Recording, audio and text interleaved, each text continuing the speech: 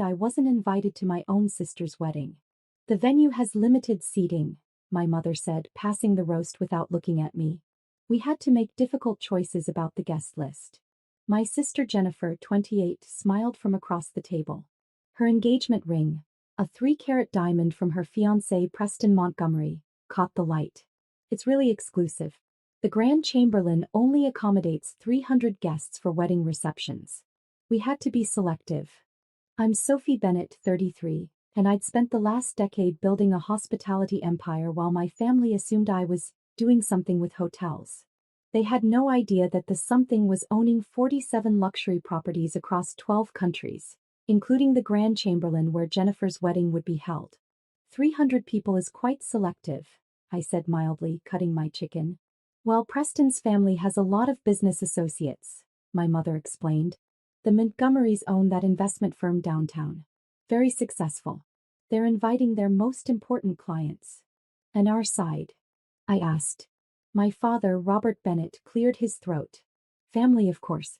Your Aunt Carol, Uncle Jim, the cousins, and some of our country club friends.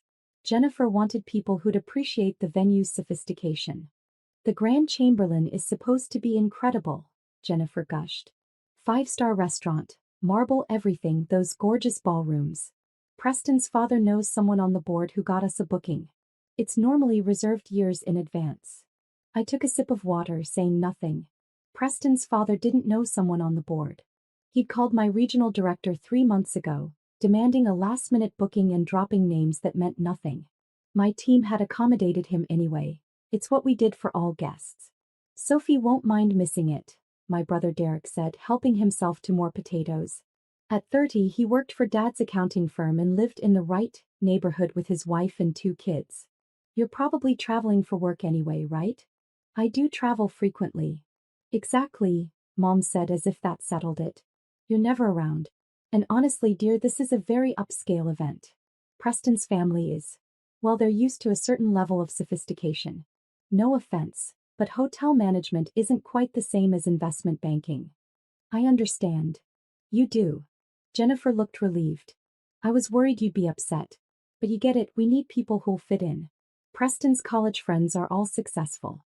His cousins work in finance. His mother sits on 3 charity boards. It sounds like you've curated quite the guest list, I said. We have. She pulled out her phone, scrolling through photos. Look at the venue. Isn't it stunning? The ceremony will be in the Rose Garden, reception in the Grand Ballroom. We're having a 12-piece orchestra, imported flowers, a 7-course dinner. Preston's father insisted on the best of everything. I looked at the photos of my own property, the gardens my landscape team maintained, the ballroom I'd personally overseen during the renovation 3 years ago. It's beautiful, I said honestly. The hotel is giving us the presidential suite for the wedding night, Jennifer continued. Apparently it's 30,000 square feet with its own terrace and private pool. Can you imagine? I could imagine. I designed that suite. Very generous of them, I said. Preston's father negotiated it into the package. He's very good at getting what he wants. She put her phone away. Anyway, I hope you're not offended about the guest list. It's nothing personal. We just have limited space. 300 people sounds like plenty of space. For the right people, my mother said pointedly. This is Jennifer's special day. We want to surround her with success. What they meant was they wanted to surround her with the appearance of success. The Montgomerys had money. Preston's father ran a mid-sized investment firm with about $200 million in assets.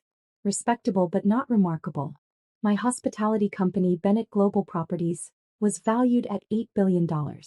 We'd gone private 5 years ago after I'd bought out my initial investors.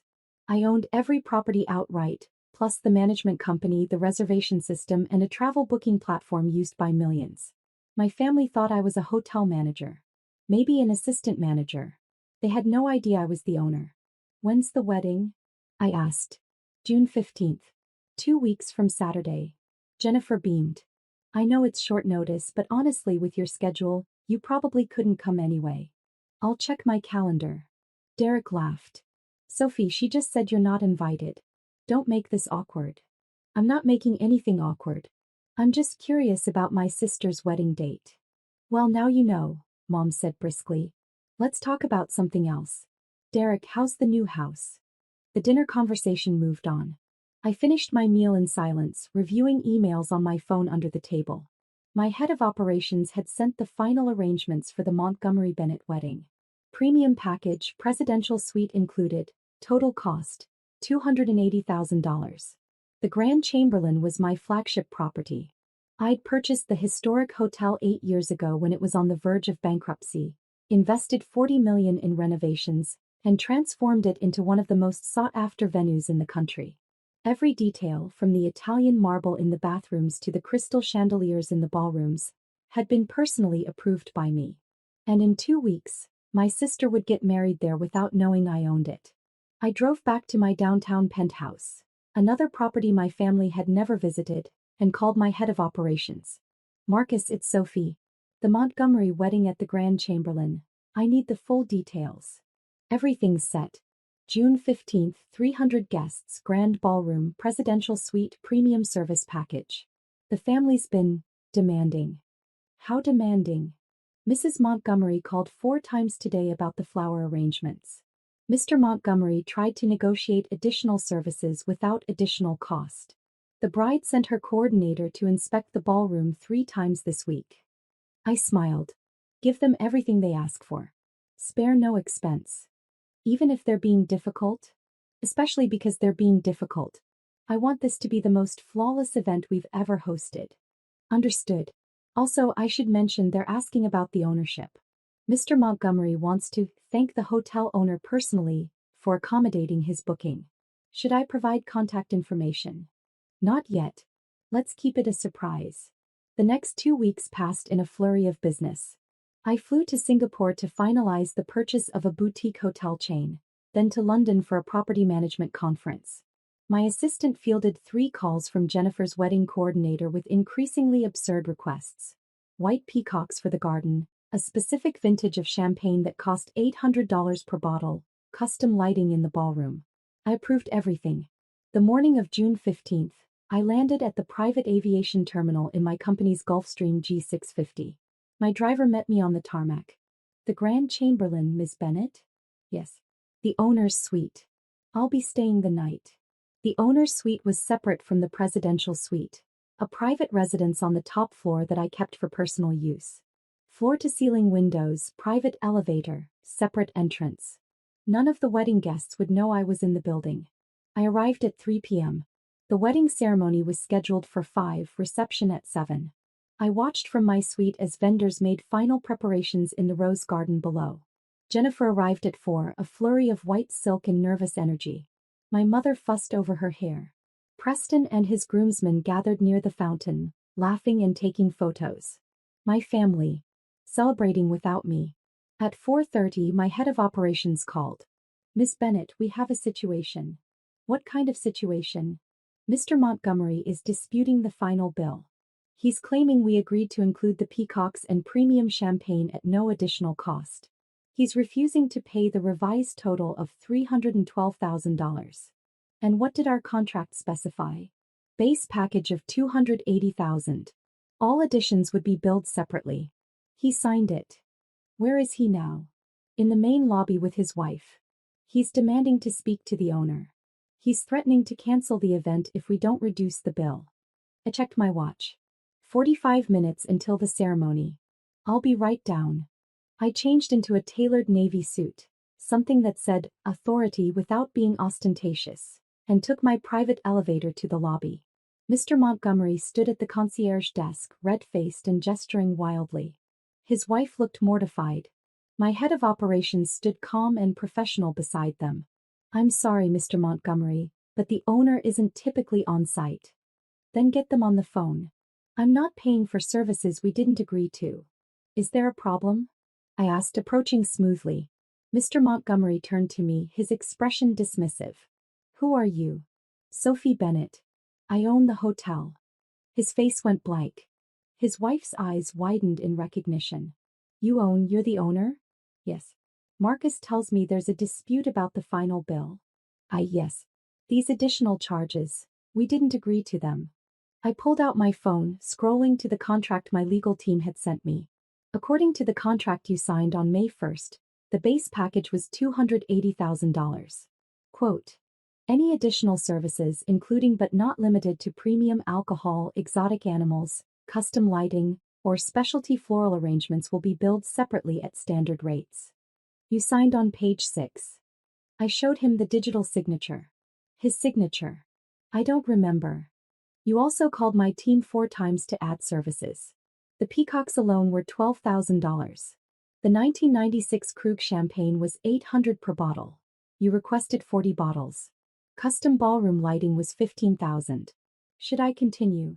His wife touched his arm. George, we did ask for all those things. The bill is $312,000, I said calmly. Payment is due before the ceremony begins. That's in 35 minutes. This is extortion. You're taking advantage of us because we can't cancel now. You can absolutely cancel, I said pleasantly. In which case you'll forfeit your deposit of $50,000 per the cancellation clause you also signed. Your 300 guests will go home. Your daughter's wedding will be ruined. Or you can pay the agreed-upon price for the services you demanded and have the event of the season. Mrs. Montgomery had gone pale. George, just pay it. The guests are arriving. I want to speak to the manager. I am the manager. I'm also the owner. I'm also the person who accommodated your last-minute booking, your demands, and your family's behavior over the past 2 weeks. I checked my watch. 33 minutes until the ceremony. Your choice. He pulled out his phone with shaking hands and called his bank. While he arranged payment, I noticed my mother entering through the main entrance with Jennifer. They were heading toward the garden for final preparations. My mother glanced toward the lobby, then froze. She recognized me. I saw the recognition flicker across her face. Confusion, then shock, then something like panic. She grabbed Jennifer's arm, whispering urgently. Jennifer turned, her wedding dress rustling, and stared at me across the marble lobby. Sophie. Her voice carried. What are you doing here? I excused myself from the Montgomerys and walked toward my family. Hello, Jennifer. You look beautiful. But, why are you here? You can't. I own the hotel, I said simply. My mother's face had drained of all color. You what? The Grand Chamberlain. I own it. I've owned it for 8 years. Jennifer looked like I'd spoken in a foreign language. You own this hotel? This hotel. This one and 46 others. Bennett Global Properties. I'm the CEO and sole owner. Preston appeared, looking confused. Jennifer, who is this? My sister, Jennifer whispered. My sister owns this hotel. Your sister the manager? Owner, I corrected. And technically employer. We've hosted your wedding here all day. Your father just paid the final bill. I turned to Mom, who looked pale. You said the venue had limited seating, 300 guests. That's only 47% full. The ballroom fits 640 people. Sophie, we didn't know. You didn't know because you never asked. You assumed I worked in hotels, not that I owned them. Jennifer's hands shook. You own 47 hotels? 47 properties, I said. Worth about $8 billion total. Preston made a strangled sound. His father's firm managed $200 million. I owned $8 billion. The presidential suite you're staying in? I added. I designed it. The rose garden? I replanted it. The marble floors? I chose them in Italy. Mom grabbed my arm. Sophie, please, we made a mistake. If we'd known. You'd have invited me? I asked. Given me one of those 300 chairs? You wanted people who looked successful around Jennifer. You let us exclude you, Jennifer cried. You knew this was your hotel and said nothing? You said I didn't fit in. I wanted to see if you'd notice the irony. I checked my watch. You have 28 minutes until the ceremony. Fix your makeup. I turned to leave. Wait. Jennifer called. You're not canceling the wedding, are you? No, I said. Your wedding will be perfect. My staff will make sure of it. Then will you come to the ceremony? You said there was no space, I said softly. And I have work to do. I walked toward my private elevator, leaving them in the lobby of my hotel. The wedding was beautiful. I watched from my suite on the security cameras. Jennifer cried during her vows. Mom wiped her eyes. The guests praised the venue online, calling it the wedding of the season. None of them knew the owner was upstairs, watching quietly. Around midnight, Mom knocked on my door. "Sophie, may I come in?" I let her in. She looked around the suite, bigger than the presidential one, filled with artwork and a skyline view. "I didn't know this existed," she whispered. "You never asked," I said. "You let us treat you like nobody. You did that yourselves. I just waited to see how long it would take you to realize the truth." She sat down, looking small. "How long have you owned this hotel?" 8 years. I bought it after selling my first 3 properties. It made my company Bennett Global, a leader in luxury hotels. 8 years. And we never knew. I tried to tell you once. You changed the subject to Derek's promotion. We should have listened." "Yes," I said. "You should have." "Preston's father Googled you," she said. "He found the Forbes article. You're worth $3 billion. 3.7, I said. He started crying. "We told you that you weren't sophisticated enough for Jennifer's wedding. We made you use the service entrance." "I used my private elevator," I said. "You have a helipad?" "On the roof. For owners and VIPs." She sighed. "We cared about appearances. We shouldn't have." "I know," I said quietly. "You valued status over family. Sophie, you're cutting us off?" "I'm choosing peace. I'll be traveling, new hotel in Dubai, then South America. I'm investing in people who value me." She wiped her tears. "When I saw you tonight, I realized I never knew who you became. And I was ashamed." "You could have known," I said. "I invited you to openings and celebrations. You ignored them." She nodded slowly. "The suite Jennifer's in, it's beautiful." "Thank you. Can I see the rest of the hotel tomorrow?" "I'll have my manager show you. I'll be in Singapore." She hesitated. "Sophie, I'm sorry." "I know," I said. "Good night, Mom." A week later, the story went viral. Bride excludes hotel owner sister from wedding, at her own property. Every major outlet picked it up. My phone flooded with interview requests. I ignored them. Mom and Jennifer called hundreds of times. I never answered. Jennifer posted a public apology, then deleted it. 6 months later, I opened my Dubai hotel. Mom tried to attend. Security turned her away. A year later, Derek's firm was hired to audit one of my properties. He emailed me. "I didn't realize how big your company was. Can we talk?" I forwarded it to my CFO. "Find another firm." 2 years later, Time put me on the cover. "The billionaire you've never heard of." Jennifer sent flowers. "I'm so sorry. Please forgive us." I donated them to a shelter. Because some guest lists show you where you stand. And some buildings show you what you've built when no one believed in you. Jennifer had her perfect wedding in a hotel she thought was owned by someone else. But real success isn't about being invited. It's about building something so big that others have to ask for a seat at your table. I built 47 of them. And none of them had space for